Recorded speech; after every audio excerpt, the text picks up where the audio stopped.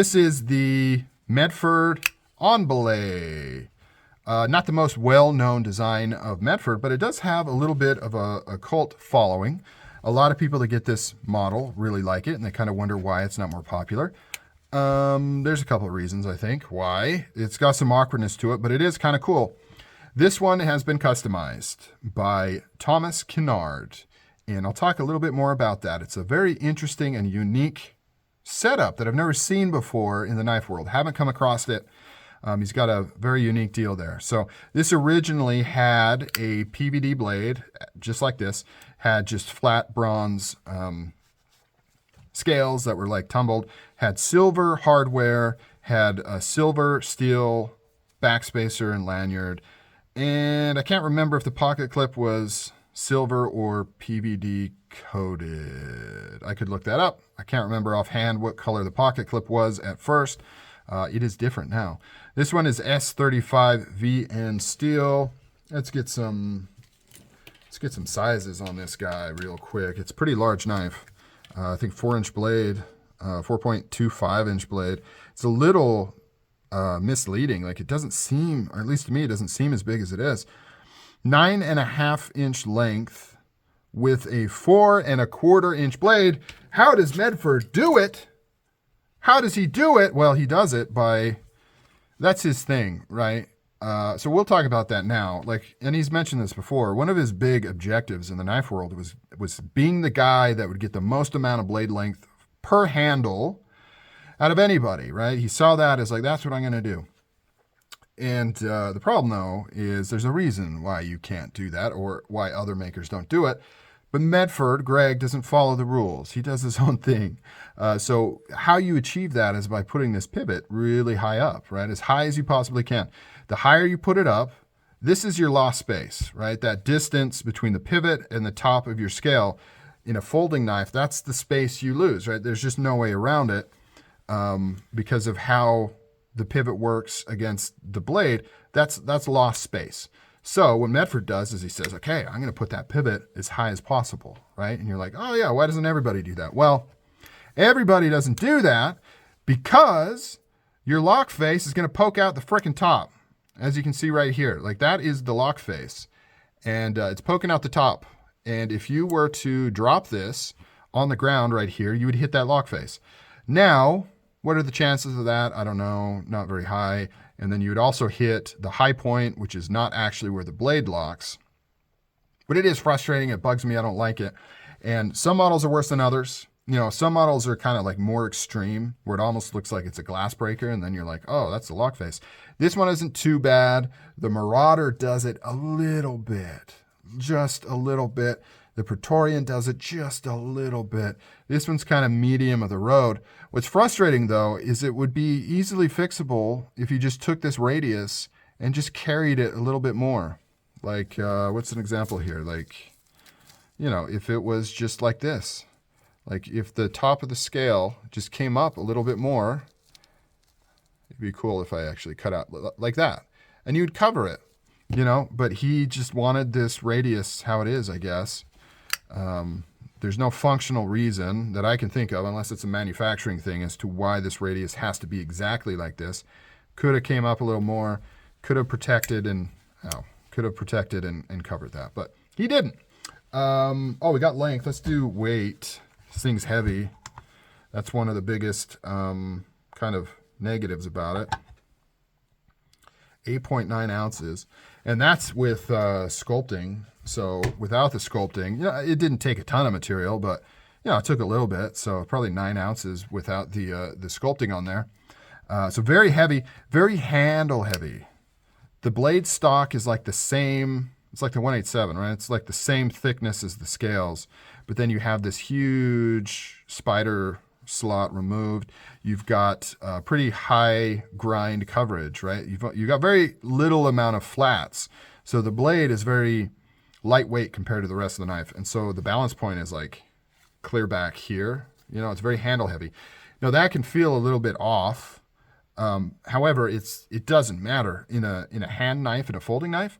This is not a sword. It's not a baton. It's not a bow staff. There's really no need for a balance point because that's not how it's used, right? So, but I know a lot of people don't like that, right? They want things to be symmetrical. They don't want it to feel handle heavy. I'm just saying I am not aware of any actual reason why that matters other than personal preference. But keep that in mind. It is very handle heavy, very thick titanium slabs, and a pretty big pocket clip.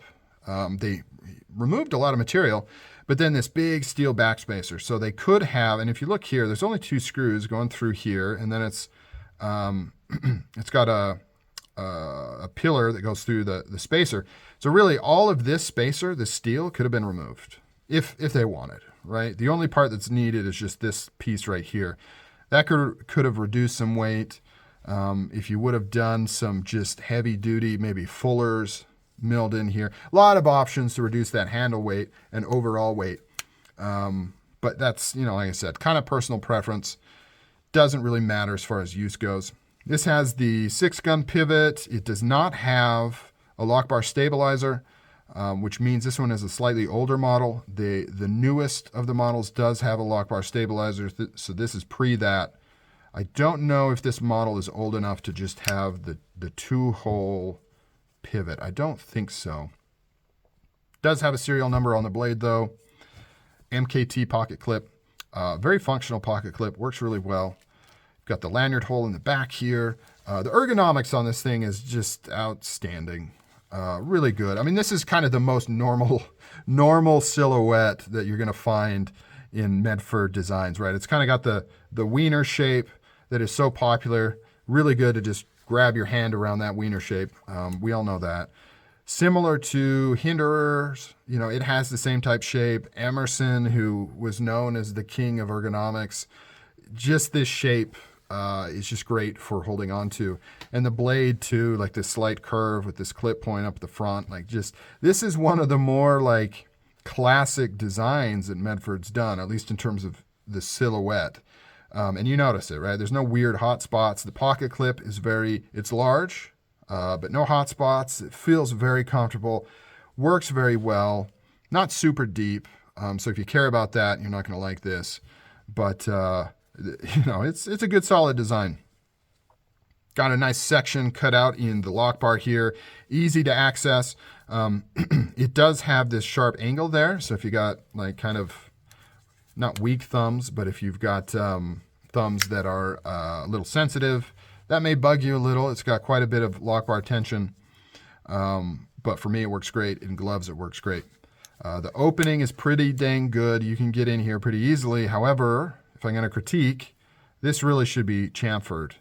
And especially if you're using gloves like this, which Medford says a lot of his knives are designed for gloves, I would say this opening is not designed for gloves. It's pretty difficult to get my gloved thumb into that hole.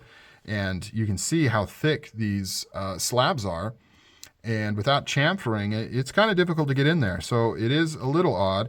He has this up at the top, but that's not where you would put your thumb. So it's kind of weird. It's kind of disconnected. It's like he put this ramp in, I guess, because he felt he needed it. But the ramp should be down here because up here you don't have the leverage to really do anything with that. And you actually have more space down here without the chamfer, just due to how it fits together. So this should be down here. I don't know if he did it up there for aesthetic reasons.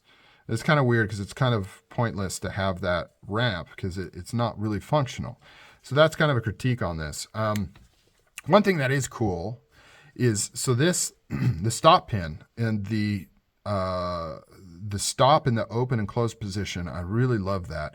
So it has a big stop pin that goes all the way through the tang, and then it has completely milled inside. You can see how it's completely shouldered in the closed and the open position. Really cool. And the machining it takes to make that work and line up is pretty dang impressive. And when you're talking about a knife that the lock bar is going to be stable and not move, this is about the most you could ever hope for. I mean, it is the precision of how that fits in there. The machining is really, really impressive. And that's, Medford, you can critique his designs, you can critique his politics, you can critique his attitude, but he is machine first. Like precision machining has been kind of his goal. And yeah, when he first came out, it wasn't necessarily the case. But that is one thing that he's continuously improved, is his ability to machine precise mechanical objects. Never on any Medfords I've had has there been any play in the closed detent. And you may not be that impressed by that, but when you think about how everything has to line up, pivot, this stop pin being in the closed position, the detent lining up at the hole, very precise mechanism to get that to be perfect, right? Which is why a lot of older school knives, striders, I mean, you'll sometimes get some slop. Things just don't completely line up. All it takes is like a fraction of a millimeter on one thing being off, and it's not going to be perfect. Medfords are almost always perfect in how they fit together and all the pieces go together. So always really impressive. And when you are talking about lock bars moving, there's multiple things involved there. A lot of people think it's just the titanium wearing down, and that is part of it. Titanium's soft, it will eventually wear. But the bigger thing is the blade itself, when it's in the closed position, whatever's keeping that blade from going back starts to gall and get an impression and kind of wear in, and the blade actually seats back a fraction of a millimeter more. And if that seats back, this lock face moves up a fraction of a millimeter, which means the lock bar can now move in further. So with a knife like this, where it's so perfectly shouldered on really big stop pins, it's not going to happen. Like this blade is not ever, you can open this thing as hard as you want. You're not going to seat this blade further back than what it is out of the box. And that means this lock bar isn't going to have dramatic drops in. And then on top of it, he carbonizes the lock face, which increases wear. And what I mean by that is if you take like a strider here, so it's got much smaller pins and they're actually kind of radiused in, so they shrink as they move out, and they interface with very little area on that titanium, if we can focus in there. And so if you open this thing really hard repeatedly, this pin is going to seat and push further into this titanium because it's kind of soft. And as it does that, this lock face will raise just a little bit, and you're going to see, that's where you're going to see the dramatic lock bar moving in. It's not from the lock bar wearing, right? Which is why steel inserts are a bit of a non-needed solution, right? That's not really going to get you the big changes in terms of lock face wear. It's actually going to be the precision of how it's locked open and its ability or not ability to kind of dig in on whatever's stopping it. Anyways, back to this guy. The other notable thing on this, which is kind of odd, is this guy right here. So it's like a pseudo flipper. It really doesn't work. I mean, even, you can use it to break the detent. You're never going to get it to flip with just this. I've heard some people say, there's his worn in and they've got it to flip open. I don't know if I believe it. You can do it if you use a lot of wrist. But luckily, it's really out of the way. So it's like, I just don't really consider this a flipper at all. I don't use it. But the interesting thing, though, is if he had put this on the front here, I think this could be a very viable front flipper. But there's just not enough meat up here, and of course, no jimping. But with this radius coming down, like, man, that would be cool if this was a front flipper. I don't know if front flippers were really a thing when this was first designed, but would have been really cool. So, perfectly centered. So that is kind of the ins and out of the On Belay. Now, when we're talking about this particular one, so it's been customized. This is the stained glass pattern here. And then it's got blasted on the inside, and it's got like a green anodizing. And green is very hard to anodize. It's very inconsistent, very difficult to do. You don't see it too often. Medford has pretty much got it figured out. They don't do it a lot, though, because you can still screw it up, and then you got to redo it. But it's got the green, and then it's got bronze on the flats, and it kind of creates a pseudo copper, like a pseudo antique copper finish. It is not. This is titanium. I think it looks really cool. It's very, very unique. You don't see it too often. And you could say, well, why don't you just do copper on the scale? Yeah, you could have a copper front scale, but with the titanium, you can do the same thing on the back. You cannot have a frame lock in copper. The copper will not work as a frame lock. It needs to be titanium. But with this pseudo kind of copper antique finish, you can have that same finish on the lock side, which I think is really cool. Same with the pocket clip. You can see you've got hints of green on the flats, and then it's the blasted green on the sides, and then the copper anodizing on the front here. Looks really, really cool. So you may be like, well, that's weird. This looks like the finishes Medford does. It is. So Thomas Kennard works for Medford. Thomas Kennard does these finishes for Medford. But part of his agreement on relocating to work for Medford is Medford agreed to let him do side work, basically what we used to call pimp work, on Medford knives on the side for extra cash. So Thomas Kennard, so if you look at the box, it is not stained glass green anodized, right? It is bronzed, whatever. But Thomas does this work on Medford machines in the Medford shop, I assume on his own time. And he also does this finish for actual Medford knives. So it's a very unique situation I've never seen before. So Thomas has access to everything. He can do anything that Medford can do on their knives, he can do as well. Any Medford finishes, sculpting, anodizing, PVD. So he PVD'd this for me, just as though Medford would have done it on one of their production knives. So very interesting. He is open for business. If you want to reach out to him, Thomas Kennard, he's on Facebook. There are some rules on what he can or can't do. I think he can only work on Medfords, and I think there's something with campy models that are serialized. I'm not sure on the details. You'd have to reach out to him to make sure he can do what it is you want him to do.